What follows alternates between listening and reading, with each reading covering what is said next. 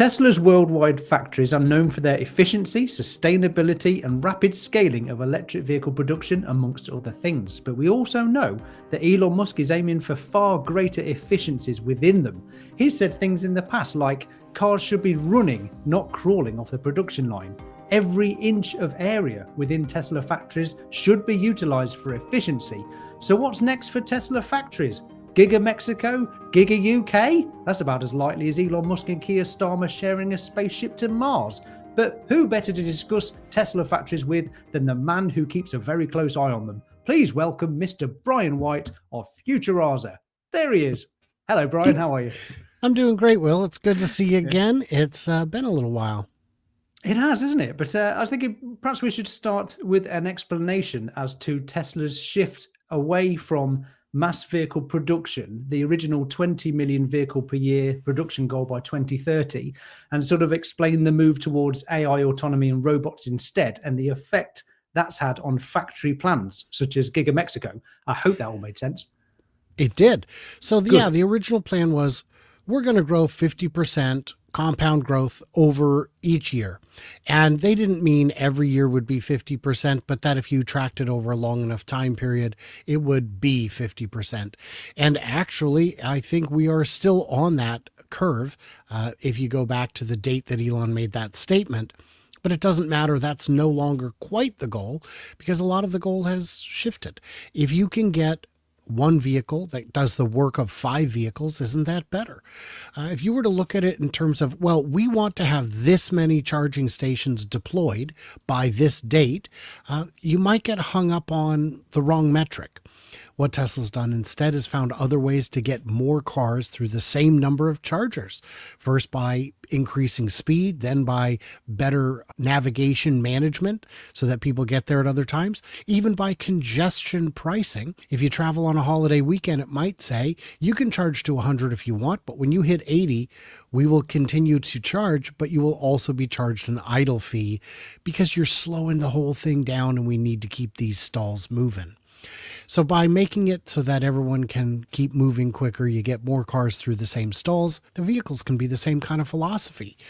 So what we're looking at is, Fremont, at one time, before Tesla owned it, Fremont was owned by a joint venture between GM and Toyota. It was the most productive factory in North America. But that was a long time ago, and things have changed. When Tesla took it over, it was much too big. They'll never fill this space. Well, of course they did, and then some. And even though Tesla makes more of the car in-house than GM and Toyota did, they're still able to produce more vehicles out of that factory than the NUMMI plant ever did. So that's kind of interesting. That's kind of a odd bit of efficiency. You would think it would be the other way around.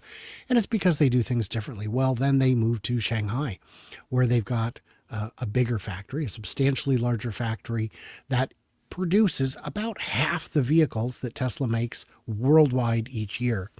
And they've done it with some pretty ridiculous new efficiency strategies. The biggest one of which is they use a cubic factory rather than a linear factory. They employ vertical space in ways that other manufacturers tend to avoid. Tom Ju, the director of, I guess, all of Asia, doesn't care for the use of vertical space as much as Tesla does, but it still makes sense. So what are we looking at for the future? Are we ever going to get to 20 million? And my answer to that is, yeah, probably, because we'll see 3 and Y continue their strong sales. Model Y is getting its refresh this year. That's going to increase demand. That's going to simplify manufacturing. That's going to increase throughput. But more than that, we're going to see Cybertruck continue to ramp. We're going to see Semi begin to ramp. And if we do see an intermediate compact, something that can be made on the 3 or Y assembly line, those could come out in tremendous volume as well. Elon has stated, confirmed my suspicion that there is excess capacity in both Texas and Berlin. And if we were to take some of the capacity that could have been assigned to Model Y and put it on a different vehicle, that'll give you a whole bunch of growth right there. But the real growth, the real way you get to 20 million is by cranking out cybercabs like nobody's business, starting in, a couple of years. Yeah, so you still think it's possible to get to the 20 million goal at some point? Possible. At some point, Yes. By 2030, it could Yeah. still happen. Pretty unlikely. Yeah. Like, I'd give it real long odds. But yeah, to get there at some point, why not? If you put out a cybercab, does it make sense financially or not? If they're selling for under 40,000, I would argue that it makes all the financial sense and that they will be deployed as fast as they possibly can across all developed markets. They will become the most common vehicle on the road. And because they're running as many miles as they are likely to cycle out of use quicker than other vehicles. So you can hit 200, 500,000 miles, whatever it is, when the vehicle expires, a decade sooner than you would if it was just a regular vehicle. And because they're so simple, they'll come off the assembly line at ridiculous speeds. It's not just, oh, well, it's just unboxed. That's simpler. It's beyond that. It's that it's way fewer parts. It's a much shorter wiring harness. All of the pieces have been simplified. Every possible aspect of it has been thought through for cost and efficiency. What do you think about the original idea of the Gigafactory in Mexico then? The idea was that the Cybercab and the Model 2 were possibly going to be built in there, but obviously that's all been put on hold. So what's the plan now with Giga Mexico?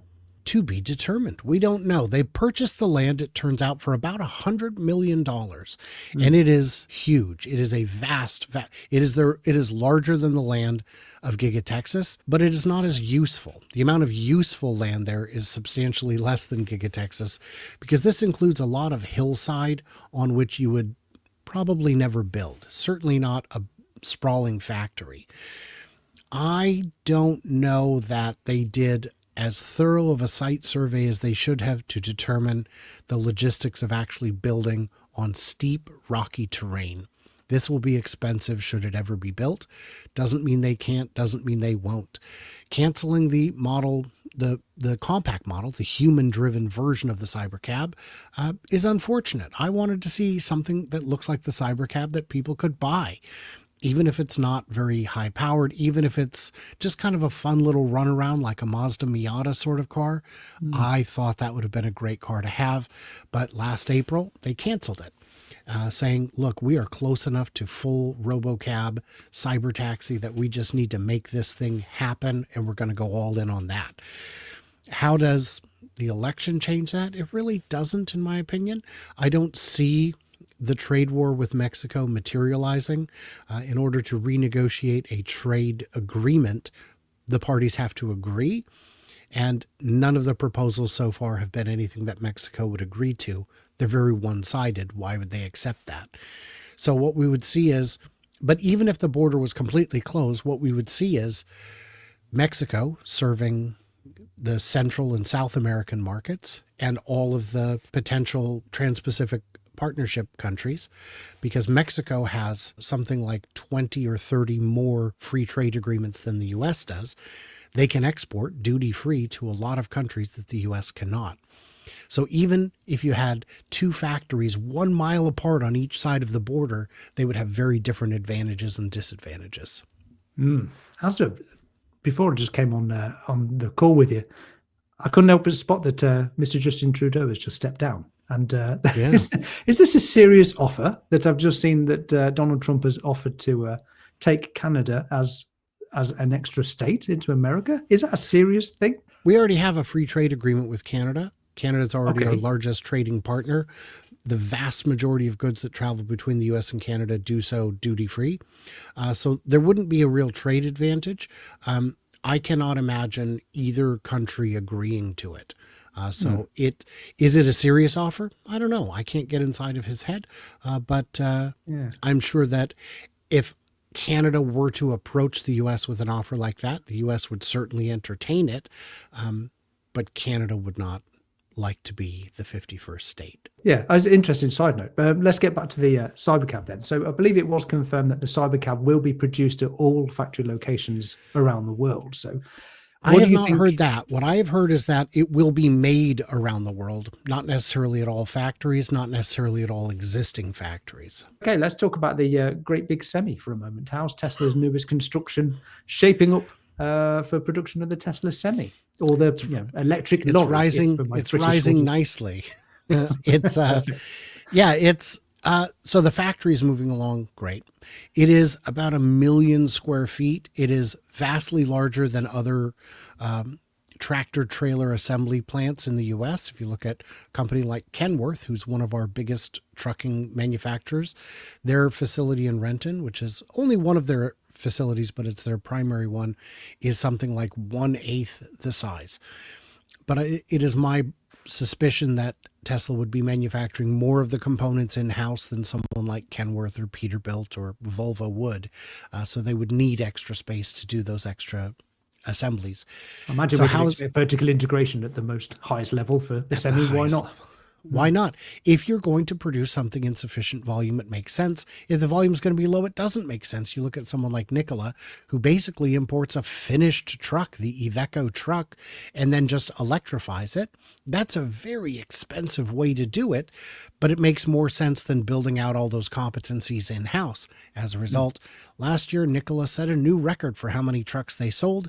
It was barely over 200 total.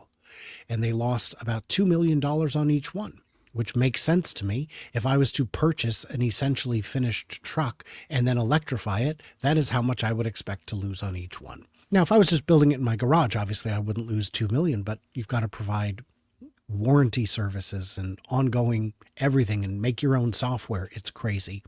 It's very difficult. So that factory, I expect to see some operation in the first half of the year. I know others have said by the end of this year. I think that misunderstands Tesla's manufacturing philosophy. It will not take a year to outfit the factory and get it prepared for volume production. It certainly looks like it's coming along quite quickly from what's your chap's name again? The Mark. guy Zangler's the one who films it. Oh, Mark yeah, and I yeah. discuss it. Yeah, I've seen some of his footage of it, and it's going up pretty quickly, isn't it? So I imagine they'll be kitting it out rather soon, given the roof's on it. It's all prepared, isn't it? We're not sure how much of it is going to be, again, vertically integrated right out of the gate, but it kind of doesn't matter. They just need to get it going. I was asked on a show a couple days ago, as of the time this runs, if I think 50,000 a year is the real number or a fake number. Is it a sandbag number? Because this place is awfully big. Couldn't it do more than 50,000? And the answer is yes, it could do more than 50,000. The rate limiter on this is more likely going to be the batteries, because if you've got a 800 kilowatt hour pack, that means 50,000 vehicles, 50,000 big rigs is about 40 gigawatt hours of battery cells, which is a lot. That is more than most large battery factories put out in an entire year. I believe that's the same amount that's come out of redwood materials recycling in the entire year. And I'm curious how they calculate that number, because they're not making cells. Maybe it's 40 gigawatt hours worth of materials. Yeah, yeah. Which would mean that they have recycled that much material, which is fantastic. By the way, redwood materials, an exciting story, one we've been waiting for, one we're glad to see. So I'm glad you said that, Brian, because I've just made a video about it and it'll be live on my channel now. So card in the corner if you want to watch that. So the question becomes, how on earth is Tesla going to ramp Semi? They're not going to double the size of Giga Nevada to produce that many more cells. That's too many more cells. And the answer is you have to shuffle things around. So, for example, Tesla has purchased LFP manufacturing equipment from CATL. The CATL engineers came over from China to help install and configure it. What does Tesla need LFP cells for? Stationary storage for one, but they could also make standard range kind of rear wheel drive Model 3s, perhaps even Model Ys. If they start making Model 3s and Ys, some of them, with domestically sourced LFP batteries, that frees up the batteries that were already going into it for other purposes, semis. If you look at Texas, the plan there was to use 4680s to build all of the Model Ys and Cybertrucks. They even made a number of Model Ys with 4680s while they were getting the line ramped up there, and then they stopped doing it. We need all those cells for Cybertruck. Well, if you can stop using Nevada 2170 cells, the regular, most common Tesla cells, if you can get Texas all the way onto 4680s, then all of the cells that are currently going to Texas can be diverted to the Semi. And how do you do that? Well, one way is there's a new factory in, I think, Oklahoma. It's a Panasonic factory that's just coming online that makes 4680 cells. Those do not have a tabless design. They have a 3-tab design, which is not quite as good for high drain, but for a long range rather than performance model, they would work. Maybe for a Model Y instead of a Cybertruck, it would work. Maybe for a single motor Cybertruck, it would work. And so then you've got more cells in Nevada, in Texas, being used for the Model Y and Cybertruck. Perhaps even those make it to Fremont. You've got outside suppliers providing 4680 cells. And then all of Nevada could be used to focus on the Semi. Yeah, that's a hell of a lot of juggling with different types of batteries, isn't it? For all their different operations. So, okay, just to end with then, we can expect to see Tesla's humanoid robots working in some of the factories at the end of this year. What's your expectation on perhaps total numbers, the tasks that they'll be carrying out, and where that leads into the future in next year and beyond? I don't have a good handle on when Optimus will be deployed. I would argue that no one does, and that some speculate with more confidence. So here I will share some confident speculation. There will be some, but they will not be in critical roles. When it comes to the critical roles, we don't have time to wait on the rookie to get it sorted out. We need this to just move as quickly as possible. Now, it is possible that those bots could train up quickly, but I think it's more likely we'll see them in ancillary roles like moving carts around that, or delivering a part to an employee who needs one, things like that. So I don't think we'll be seeing them necessarily on the line, unless it's on the line just tapping doing something very, very basic. But the good news is any position that a human can fill, an Optimus can fill. They fit the same form factor. They will go in the same place. And as we get more and more humans back from the line and more Optimus into it, those lockout cages where if any human gets into it, it shuts down the entire line, and good thing because they'll die. That whole, the lockout wall can move back a lot farther once everybody in it is non-human.